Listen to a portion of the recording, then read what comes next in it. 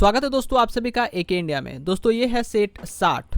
दोस्तों मैं आप सभी को यहाँ बता दूं, संविधान का प्राकृतिक एवं स्रोत से संबंधित 100 इंपॉर्टेंट क्वेश्चन आंसर यहाँ पर कंप्लीट हो चुके। दोस्तों अभी तक आपने सारे पीडीएफ को डाउनलोड नहीं किए हो तो आप हमारे टेलीग्राम ग्रुप में जुड़ जाइए। वहाँ पर आप लोगों को पीडीएफ सारे प्रोवाइड करा दिए गए हैं, वहाँ से आप डाउनलोड कर सकते हैं, या तो आप हमारे ऑफिशियल वेबसाइट से भी इसे डाउनलोड कर सकते हैं। लिंक आप लोगों को डिस्क्रिप्शन में मिल जाएगा। चलिए दोस्तों आज शुरू करते हैं आज की इस वीडियो में। अभी 10 क्वेश्चन और रह गया था इसी में का, तो इसे आज हम कंप्लीट करते हैं। ठीक है दोस्तों, और हाँ आप लोगों को क्वेश्चन का जवाब भी पता हो तो आप लोग कमेंट सेक्शन में जवाब भी दे सकते हैं। दोस्तों पहला प्रश्न है, भारत के संविधान का निर्माता किसे कहा जाता है? इजी सवाल है दोस्तों।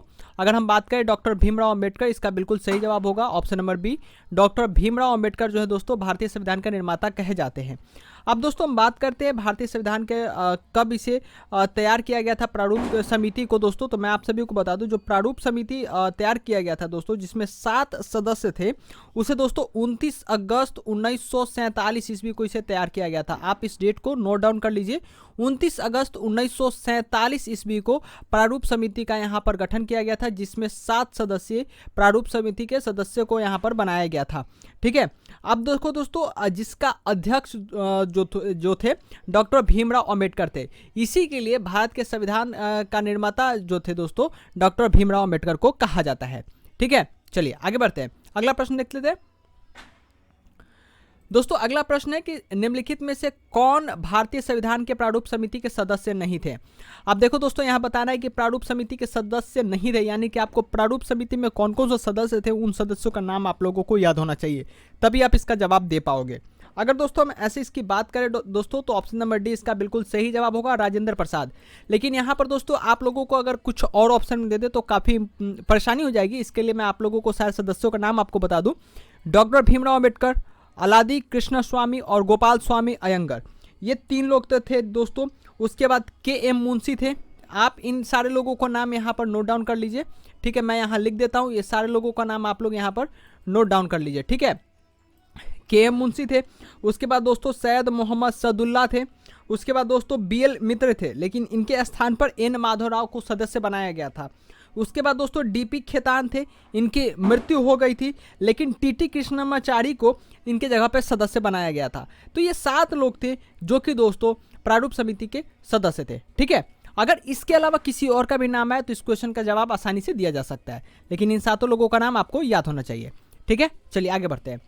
दोस्तों हमारा अगला प्रश्न है कि संविधान सभा के सदस्यों में निम्नलिखित में से कौन शामिल नहीं था?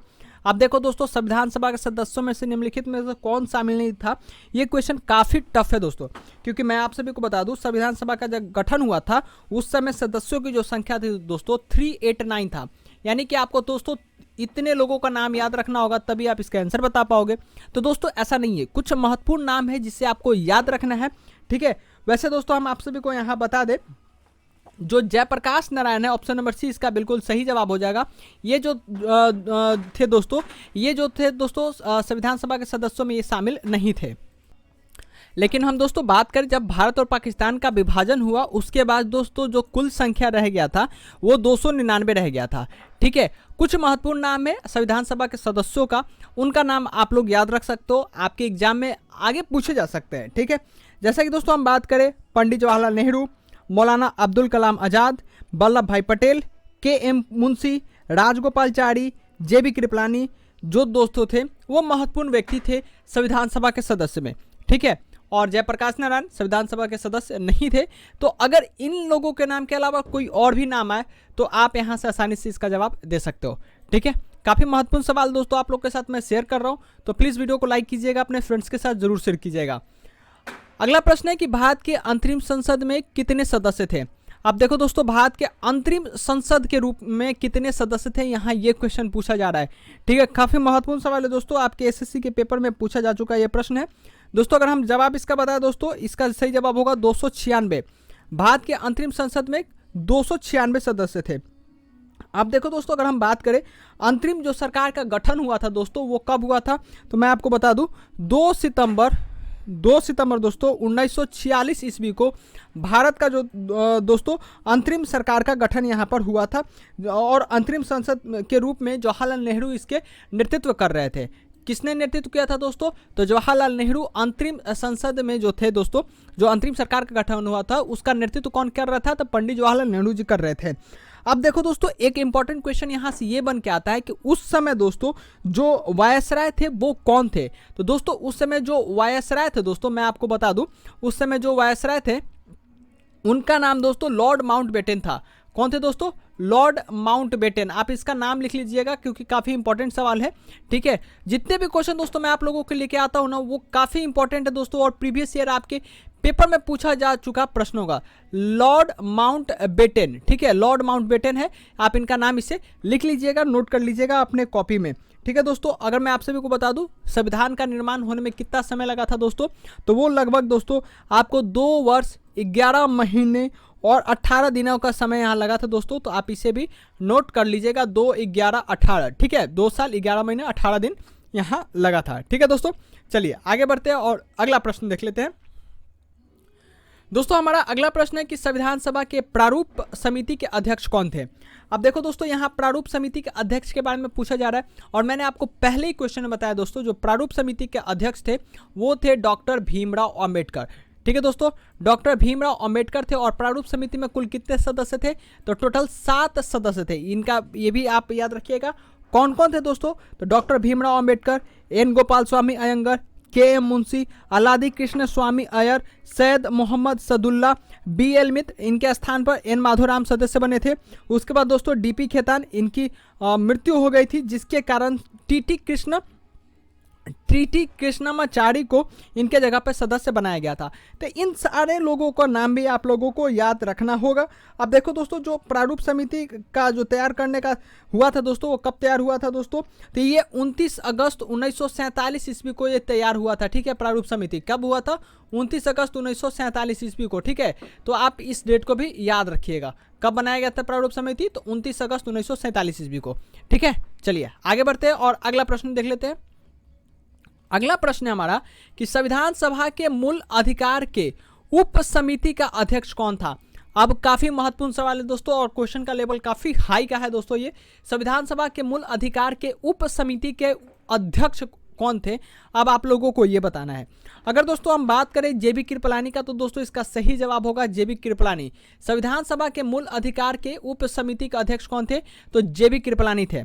अब देखो दोस्तों, कुछ और भी आप लोगों को हम बता दें, जैसे कि डॉक्टर राजेंद्र प्रसाद कौन थे? तो झंडा समिति के अध्यक्ष थे, ठीक है। प्रारूप समिति का अध्यक्ष कौन थे? तो डॉक्टर भीमराव अंबेडकर थे। तो इस तरीके से दोस्तों जो संविधान सभा के मूल अधिकार के उप समिति के अध्यक्ष थे वो थे जेबी कृपलानी, ठीक है। तो इस सारे पॉइंट्स को आप लोगों को याद रखना होगा, एक भी पॉइंट को कहीं नहीं छोड़ना है, ताकि अगर एग्जाम में क्वेश्चन पूछ देना तो वहां पर अफसोस ना हो कि ये मैंने क्वेश्चन पढ़ा नहीं और ये क्वेश्चन को मैंने एक इंडिया की जो वीडियो थी उसमें मैंने नहीं अटेम्प्ट किया, ठीक है। चलिए आगे बढ़ते हैं। अगला प्रश्न है कि निम्नलिखित में से किसके द्वारा संविधान में उद्देश्य संकल्प लाया गया था? अब देखो दोस्तों, उद्देश्य संकल्प के बारे में आप लोगों को यहां बता दूं, उद्देश्य संकल्प को ही बाद में जाकर के प्रस्तावना यहां पर बनाया गया था, ठीक है। अब देखो दोस्तों, जो उद्देश्य संकल्प है किसके द्वारा लाया गया था यहां पर ये बताना है दोस्तों। तो अगर हम बात करें पंडित जवाहरलाल नेहरू के, तो ऑप्शन नंबर ए इसका बिल्कुल सही जवाब होगा। जो उद्देश्य संकल्प था दोस्तों संविधान में, वो पंडित जवाहरलाल नेहरू द्वारा ही लाया गया था, ठीक है दोस्तों। तो ये भी काफी इंपॉर्टेंट सवाल होगा दोस्तों। अगर हम बात करें उद्देश्य संकल्प को दोस्तों, तो इसे प्रस्तावना के रूप में कब अपनाया गया था? तो मैं आपको बता दूं 22 जनवरी, कब दोस्तों? 22 जनवरी 1947 को। कब? 22 जनवरी 1947 को उद्देश्य संकल्प को प्रस्तावना के रूप में भारत में स्वीकार किया गया था, ठीक है। तो ये भी पॉइंट को आपको याद रखना है, काफी महत्वपूर्ण होगा। या तो प्रश्न पूछा जा सकता है कि भारत में प्रस्तावना को कब स्वीकार किया गया था? तो 22 जनवरी 1947 ईस्वी को। और प्रस्तावना का पुराना नाम क्या था? तो उद्देश्य संकल्प, ठीक है। इस तरीके से भी इसे याद रख सकते हैं, क्योंकि उद्देश्य संकल्प को ही बाद में प्रस्तावना का नाम दिया गया था, ठीक है। चलिए आगे बढ़ते हैं दोस्तों। हमारा अगला प्रश्न है यहाँ पर कि संविधान सभा ने राष्ट्रगान कब अपनाया? अब देखो दोस्तों, ये भी काफी महत्वपूर्ण सवाल है, और इससे रिलेटेड एक और क्वेश्चन बनता है जो कि मैं आगे आप लोगों को डिस्कस करूंगा। लेकिन सबसे पहले बात करते हैं संविधान सभा ने राष्ट्रगान कब अपनाया, ठीक है दोस्तों। तो इसका सही जवाब क्या होगा? तो दोस्तों इसका सही जवाब होगा 24 जनवरी 1950 ईस्वी को। 24 जनवरी 1950 ईस्वी को संविधान सभा ने राष्ट्रगान को अपनाया। अब देखो दोस्तों, हमारा राष्ट्रगान कौन सा है? तो जन गण मन। कौन है दोस्तों? जन गण मन, ठीक है। तो ये हमारा क्या है, राष्ट्रगान है। ठीक है, अब देखो दोस्तों, जनगण मन से संबंधित एक प्रश्न आपको हमेशा पूछा जाता है एग्जाम में कि जनगण मन किसका लेखन है। तो दोस्तों ये रविंद्रनाथ टैगोर द्वारा लिखा गया लेखन था और ये बांग्ला भाषा में लिखा गया था। लेकिन अगर दोस्तों हमें आपको यहाँ बता दें कि जनगण मन को राष्ट्रगान भारत में हिंदी में अपनाया गया था। ठीक है, इसे बंगाली में अपनाया नहीं गया था, इसे हिंदी में अपनाया गया था।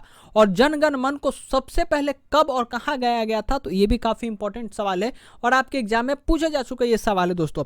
तो जनगण मन जो दोस्तों था सबसे पहले 27 दिसंबर 1911 को, कब दोस्तों, 27 दिसंबर 1911 ईस्वी को कलकत्ता के अधिवेशन में इसे गाया गया था। ठीक है, कलकत्ता के अधिवेशन में जनगण मन को गाया गया था। और दोस्तों आपके 24 जनवरी 1950 ईस्वी को भारत ने संविधान सभा ने राष्ट्रगान के रूप में जनगण मन को हिंदी भाषा में इसे अपनाया था। ठीक है, चलिए आगे बढ़ते हैं और अगला प्रश्न देखते हैं।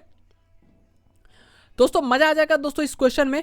क्वेश्चन है कि किसने भारत के संविधान के अंतर्ध संघीय रूप में वर्णित किया है, अर्ध संघीय रूप में वर्णित किया है। देखो दोस्तों इस क्वेश्चन को मैंने आपको कुछ वीडियो पहले मैंने आपको डिस्कस करके बताया था केसी वेहर के बारे में। दोस्तों केसी वेहर ने ही बताया है कि जो हमारा संविधान है वो अर्ध संघीय है। अर्ध संघीय कहने का मतलब है दोस्तों कि एकात्मक और संघीय के बीच में है।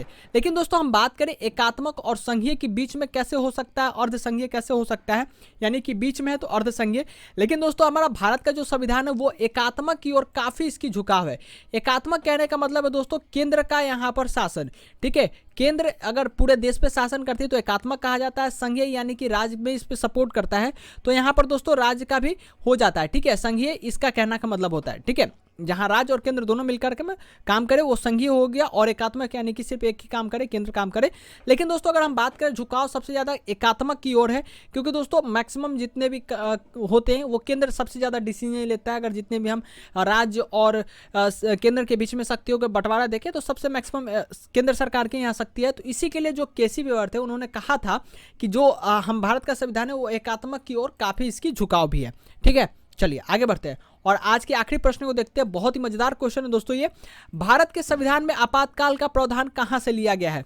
अब देखो दोस्तों कभी कभी आपकी ये कंट्री का नाम भी पूछा जाता है, आपातकाल कहां से लिया गया दोस्तों, तो मैं आप लोगों को बता दूं ये जर्मनी से लिया गया है। ठीक है, कहां से लिया गया है, जर्मनी से लिया गया है। लेकिन ऑप्शन में आपको यहां से कहीं देखने को नहीं मिलता है।